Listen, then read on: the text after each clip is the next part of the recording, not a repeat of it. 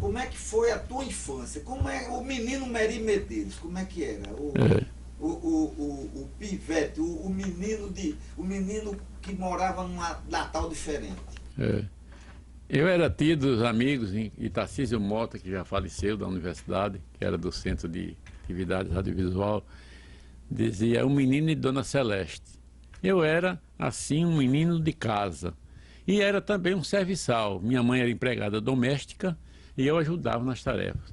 Eu só ia estudar depois de ajudar a lavar os pratos, ajudar a aguar o jardim e fazer as tarefas domésticas. Eu acostumei a isso. Há uma disciplina muito rígida, e você sabe aquela época dos nossos pais, família dos montes, né? Essas familiares, né? Me lembro de Dona Ruth Galvão, me lembro de Tenente Júlio, de Natal do passado. E eu tenho saudade dessa educação patriarcal e fraternal, de respeito e de conservação de costume, né? Não me sentava na mesa nem de bermuda, nem sem camisa, tinha que estar devidamente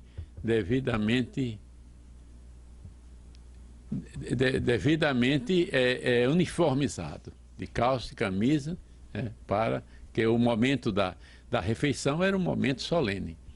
Então essa lembrança. Eu discordava apenas do hábito, vamos dizer, muito enérgico da família Siqueira.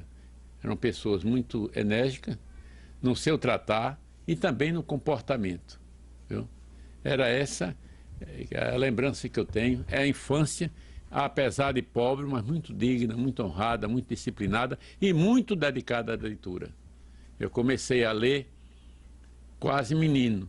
Aos 15 anos de idade eu já tinha lido toda a literatura brasileira, né? Porque eu surrupiava os livros da biblioteca para ler. Esmeralda. Não, de Siqueirinha, de José Siqueira Bezerra de Medeiros, o primo de Esmeralda. A de Esmeralda não chegava nem perto, não podia. Então era essa, né? Aí você A estudava infância. onde? Eu comecei a estudar em Dona Isaura Arcoverde Pinto. Era a escola Maria Auxiliadora, Externato Maria Auxiliadora. Vizinho à residência de Filinto Rodrigues, de Coronel João Filinto. E depois tinha Dona Cruzinha, né? João Juvenal Ribeiro Dantas, que era um proprietário rural já falido. E logo em seguida a casa de Dona Ruth, que era um casarão grande, e eu era doido para jogar bola naquele quintal. Então é isso, era Natal do passado, Natal de vida que todo mundo se conhecia. E a politização começa como? A politização começa quando eu comecei a seguir um sapateiro e frequentar a oficina do sapateiro, né, chamado Mário de Castro, né? Mário de Castro, irmão de Lauro de Castro, que era um gráfico. Esse sapateiro é que me ensinou as coisas. Quer dizer, começou a discutir política. Era eu, Hélio Xavier de Vasconcelos, frequentava a oficina dele. Era mais Manuel Duarte, Manu. Eram alguns jovens, né? Que se filtravam ali para ouvir um sapateiro falar sobre a União Soviética. O sapateiro trabalhava? Na Ulisses Caldas, numa remontaria, né? Ele era sapateiro de remendar. E a galera lá conversando com ele? Conversando e puxando por ele. E eu sonhei em me tornar sapateiro. Eu era tão fascinado pelas lutas sociais que eu queria, eu disse, eu vou ensinar, pronto. Mas depois ele viu que não dava, eu não sabia nem pregar num salto de sapato, né? Quer dizer, são coisas importantes, né? Na vida, E o sapateiro olhar. era importante naquela época. O sapateiro era importante, é. Esse sapateiro foi o fundador da cooperativa dos sapateiros em 1935. Mas ele disse, chamava meu filho, e às vezes chamava... Ele me dava uma denominação. Ele disse, eu não confio mais nos sapateiros. Eles venderam as formas de sapato todinho para beber de cachaça. E destruíram a cooperativa. Não tinha o sentimento da organização. Então, era muito rígido, né? Era muito adepto da União Soviética. Ele ouvia a Rádio Central de Moscou na época e me trazia as notícias, né? E falar muito de 35? Falava de O 35. que ele dizia? Que foi um erro porque não houve um engajamento, né, da classe popular, né? Essa coisa que Gregório dizia. Em 35 nós tínhamos a massa, né? Mas não tínhamos as armas. Agora, em 35. Em 64 nós temos as armas e não temos as massas. Que foi a decepção dele e de Julião. Que ele não viu a reação da massa popular e dos camponeses. Quer dizer, a diferença de episódios, né? Então era essa lembrança. Eu fui amigo de Mário de Castro, ele morreu em São Paulo, porque era um homem profundamente íntegro, profundamente crente naquelas posições dele, e é uma pessoa que deveria ser lembrado, né? O irmão dele é lembrado porque foi gráfico. Tinha uma escola em Cidade da Esperança, tipógrafo Mário de Castro. Mas, aí você foi para estudar já em que colégio? Lauro de Castro. Sim, depois eu fui para o Ateneu. Aí o negócio pegou. Aí o negócio. Me conta aí como é que era o Ateneu. Como era a vida do Ateneu naquela época? O Ateneu era muito avançado.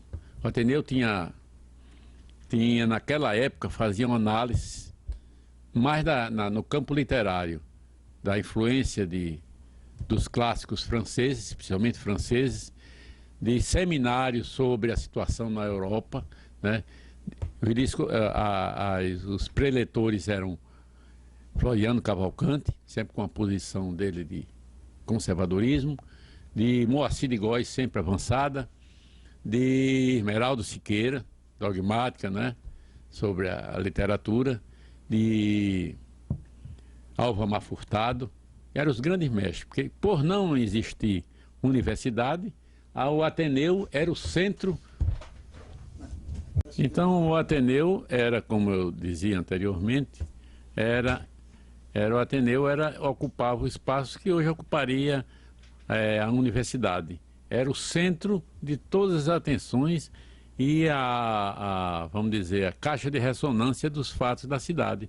Se discutia tudo de Natal, o período da Guerra Mundial, as transformações de Natal com a influência dos americanos, eram feitos seminários, né? Álvaro Furtado foi muito bom nisso, porque era um historiador, e Protásio Melo também, irmão de Veríssimo de Melo, ele gostava muito de inglês e era também uma pessoa de um talento muito, muito bom, né? E uma memória muito boa. Então falava sobre a importância dos americanos, a influência dos americanos e a influência dos americanos nos hábitos do povo de Natal, né? Revolucionou Natal. Um pouco mais avançado em outros sentidos, né? Mas é a educação americana, né? Então, o Ateneu se tornou o foco de todas as atenções e o centro também de discussão do período da Revolução Francesa, a influência dos autores franceses, a importância da Segunda Guerra, né? E até as teorias dos grandes escritores brasileiros se discutir através de seminários. Eu me lembro muito bem que eu participei de uma exposição de Moacir de Góes sobre a interpretação política da abolição dos escravos. E eu fiz e foi exposta lá no hall do Ateneu, naquela salão dos professores. Eu me parece terei o segundo lugar. Que a escravatura ela foi abolida não pela vontade do poder, ela foi fruto das lutas sociais para um tema excelente, que eu escrevi, coisa muito grande mesmo. Eu até fiquei fascinado com a minha capacidade de escrever. Eu fiz a interpretação política da escravatura. Então era esse o ambiente do Ateneu, se discutia as grandes questões. Isso você com uns 15, 16 anos? 16 anos, né? Então, porque era estimulado, né? Havia um diretório chamado Celestino Pimentel, que era o centro das atividades culturais estudantis, e também uma biblioteca muito boa, e que eu li quase todo o material da literatura brasileira, né? O bibliotecário chamava-se Sérgio Santiago, pai de duas professoras, uma pessoa muito antiga. Eram homens muito devotados da leitura. Então era o centro, né? Era o centro da cultura, centro das discussões, né? Porque os estudantes se interessavam, né? O esporte também era uma parte disso. Djalma Maranhão era professor de educação física e de jiu-jitsu, que ele lutava também, né? Então era um paraíso, né?